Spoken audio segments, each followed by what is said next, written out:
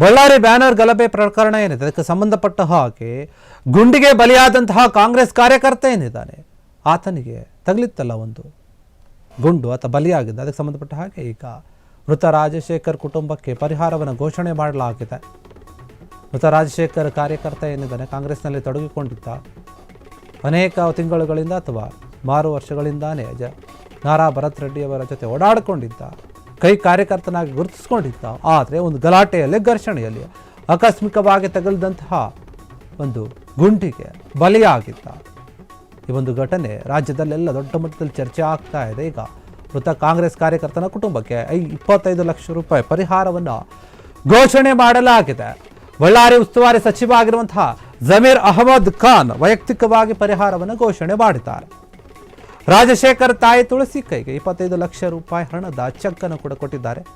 ಜಮೀರ್ ಅಹಮದ್ ಅವರು ಸಚಿವ ರಾಜಶೇಖರ್ ಮನೆಗೆ ಹೋಗಿ ಆ ಕುಟುಂಬಸ್ಥರನ್ನ ಭೇಟಿ ಮಾಡಿ ಮಾತನಾಡಿ ಅವರಿಗೆ ಸಾಂತ್ವನ ಹೇಳುವಂತಹ ಕೆಲಸ ಮಾಡಿದ್ದಾರೆ. ಆ ಸಮಯದಲ್ಲಿ 25 ಲಕ್ಷ ರೂಪಾಯಿ ಪರಿಹಾರದ ಚೆಕ್ ಅನ್ನು ಕೂಡ ಅವರ ಕೈಗೆ ಕೊಟ್ಟಿದ್ದಾರೆ. ಅದು ಅವರ ವೈಯಕ್ತಿಕವಾದಂತಹ ಪರಿಹಾರ. ಅದರ ಜೊತೆಗೆ ಮನೆಯನ್ನು ಕೂಡ ಕಟ್ಟಿಸಿಕೊಡ್ತೀನಿ ಎನ್ನುವಂತಹ ಭರವಸೆಯನ್ನು ಕೂಡ ಕೊಟ್ಟಿದ್ದಾರಂತೆ ಜಮೀರ್ ಅಹಮದ್ ಅವರು. ಈಗ ಈ ಒಂದು ವಿಷಯ ಏನಿದೆ ದೊಡ್ಡ ಮಟ್ಟದಲ್ಲಿ ಚರ್ಚೆ ಆಗ್ತಾ ಇದೆ. ರಾಜಕೀಯವಾಗಿ ಬೇರೆ ಬೇರೆ ರೀತಿಯಾದಂತಹ ತಿರುವುಗಳನ್ನು ಪಡೆದುಕೊಳ್ಳುತ್ತಾ ಇದೆ. ನಾರಾ ಭರತ್ ರೆಡ್ಡಿಯ ಜೊತೆ ಗುರುತಿಸಿಕೊಂಡಿದ್ದಂತಹ ಕೈ ಕಾರ್ಯಕರ್ತನಾಗಿ ಓಡಾಡ್ತಿದ್ದಂತಹ ವ್ಯಕ್ತಿ ವಾಲ್ಮೀಕಿ ಬ್ಯಾನರ್ ಕಟ್ಟುವ ವಿಚಾರದಲ್ಲಿ ಗುಂಪು ಘರ್ಷಣೆಯಾಗಿ ಗಲಾಟೆಯಾಗಿ ಫೈರಿಂಗ್ ಆಗಿ ಆ ಬುಲೆಟ್ ತಗಲಿ ಸಾವನ್ನಪ್ತಾನೆ.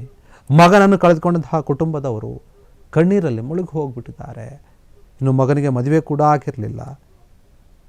ರಾಜಶೇಖರ್ ಕುಟುಂಬದಲ್ಲಿ 2 ಹೆಣ್ಮಕ್ಳು 2 ಗಂಡು ಮಕ್ಕಳು, 2 ಸಹೋದರಿಯರಿಗೆ ಮದುವೆ ಆಗಿತ್ತು. ಇನ್ನು 2 ಗಂಡು ಮಕ್ಕಳಿಗೆ ಮದುವೆ ಆಗಿರಲಿಲ್ಲ.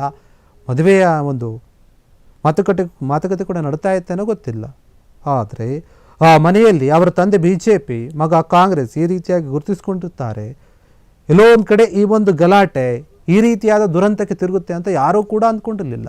ಜನಾರ್ದನ ರೆಡ್ಡಿಯವರ ಮನೆ ಮುಂದೆ ಬ್ಯಾನರ್ ಹಾಕೋಕ್ಕೆ ಹೋದಂತಹ ಸಂದರ್ಭದಲ್ಲಿ ಆದಂತಹ ಈ ಒಂದು ಘಟನೆ ರಾಜಕೀಯವಾಗಿ ರಾತ್ರೋರಾತ್ರಿ ದೊಡ್ಡ ಮಟ್ಟದಲ್ಲಿ ಚರ್ಚೆ ಆಯಿತು. ಇಡೀ ರಾಜ್ಯ ಮಾತನಾಡ್ತಾ ಇದೆ. ಕೇಂದ್ರದವರೆಗೂ ಕೂಡ ಈ ಒಂದು ಗಲಾಟೆ ಹೋಗಿದೆ.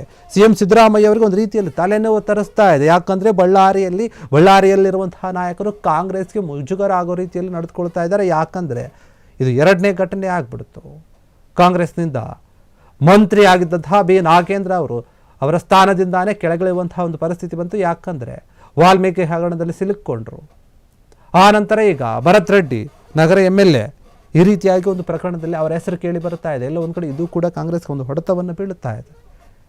ಈ ಘಟನೆಯಲ್ಲಿ ಸಾವನ್ನಪ್ಪಿದಂತಹ ಕಾರ್ಯಕರ್ತನಿಗೆ ಈಗ ಜಮೀರ್ ಅಹಮದ್ ಅವರು ಹೋಗಿ ಮನೆಯವರನ್ನೆಲ್ಲ ಮಾತನಾಡಿಸಿ ನಾವು ನಿಮ್ಮ ಜೊತೆ ಇದ್ದೇವೆ ಅಂತ ಹೇಳಿ ವೈಯಕ್ತಿಕವಾಗಿ 25 ಲಕ್ಷ ರೂಪಾಯಿ ಪರಿಹಾರವನ್ನು ಕೂಡ ಕೊಟ್ಟಿದ್ದಾರೆ. ಅದು ಸರ್ಕಾರದಿಂದ ಘೋಷಣೆ ಆಗಿರುವಂಥದ್ದಲ್ಲ, ಇವರು ತಮ್ಮ ಕೈಯಿಂದ ವೈಯಕ್ತಿಕವಾಗಿ ಕೊಟ್ಟಿರುವಂಥದ್ದು.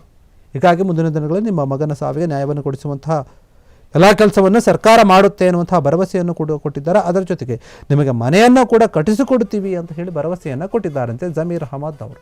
ಕ್ಷಣ ಕ್ಷಣದ ಸುದ್ದಿಗಳಿಗಾಗಿ ಫ್ರೀಡಂ ಟಿವಿ ಸಬ್ಸ್ಕ್ರೈಬ್ ಮಾಡಿ, ಲೈಕ್ ಮಾಡಿ ಹಾಗೂ ಫಾಲೋ ಮಾಡಿ. ಹೊಸ ಸುದ್ದಿಗಳ ನೋಟಿಫಿಕೇಶನ್ಗಾಗಿ ಬೆಲ್ ಐಕಾನ್ ಮೇಲೆ ಕ್ಲಿಕ್ ಮಾಡಿ.